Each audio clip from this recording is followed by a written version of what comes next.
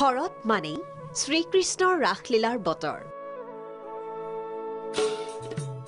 ৰাজ্যবাসী এতিয়া সাজু হৈছে ৰাস উদযাপনৰ বাবে। শ্ৰীকৃষ্ণৰ ৰাস মহোৎসৱলৈ মাজত মাত্ৰ 4টা দিন। শৰতৰ নিৰ্মল বতৰত ৰাজ্যবাসী সাজু হৈছে ৰাস উদযাপনৰ বাবে। ৰাসৰ গীত কৃষ্ণৰ বাঁহীৰ সুৰত মুখৰিত ৰাজ্যৰ ভিন্ন প্ৰান্তৰ। সম্প্ৰীতিৰ মিলনভূমিত পৰিণত হ'ব ওদালগুৰিৰ গৰুৱাঝাৰ। 18 নৱেম্বৰৰ পৰা 7 দিনীয়াকৈ অনুষ্ঠিত হ'ব ৰাস মহোৎসৱ। আৰু এইবেলি গৰুৱাঝাৰত হিন্দু মুছলমানে একেলগে অনুষ্ঠিত কৰিব ৰাস মহোৎসৱ। ঠিক একেদৰে মৃৎশিল্পী সকলো ব্যস্ত এতিয়া মৃন্ময় মূৰ্তিসমূহ তৈয়াৰ কৰাত। ৰাস মহোৎসৱ অনুষ্ঠিত কৰিব দিয়াৰ বাবে চৰকাৰক ধন্যবাদ জনাইছে সমিতিসমূহে।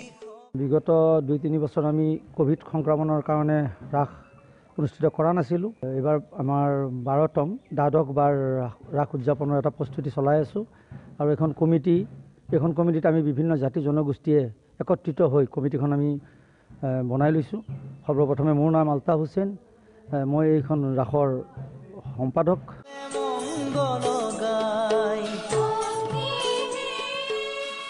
ঢকুৱাখনাত দৈৱকী যশোদাৰ চৰিত্ৰত অভিনয় কৰিব অভিনেত্ৰী প্ৰিয়ম পল্লৱীয়ে। ঢকুৱাখনা ধেমাজি সীমান্ত গন্ঠিয়া নৱজ্যোতি নাট্য সংঘৰ সৌজন্যত এইবেলি 16 আৰু 17 নৱেম্বৰত দুদিনীয়াকৈ অনুষ্ঠিত হ'ব ৰাস মহোৎসৱ। এনেকুৱা এটি অনুষ্ঠানত অংশগ্ৰহণ কৰি পাই মই সঁচাকৈ খুব ভাল লাগিছে। আৰু বিশেষকৈ 37তম তেখেতে বশৱৰ্তী লাভ কৰিছে আৰু ভাল লাগিছে, কাৰণ কমিটি যিসকল লগত জড়িত কৰ্মকৰ্তাসকলক তেখেতক শুভেচ্ছা জনাইছোঁ। কাৰণ ঐতিহ্যমণ্ডিত যিটো আধ্যাত্মিক ভাৱ শ্ৰীকৃষ্ণৰ প্ৰতি সেইটো এতিয়ালৈ বজাই ৰাখিছে।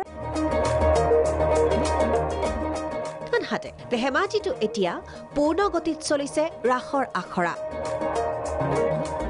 চৌপাশে ৰাস আখৰাত ব্যস্ত ৰাসৰ ভাৱৰীয়া। ব্যতিক্ৰম নহয় ধেমাজি বৰদলনিও। 20 আৰু 21 নৱেম্বৰত দুদিনীয়াকৈ কোভিড নীতি মানি ৰাস মহোৎসৱ পালন কৰিবলৈ সাজু ৰাজ্যবাসী। ব্যুৰোৰ সহযোগত news desk report Prag news.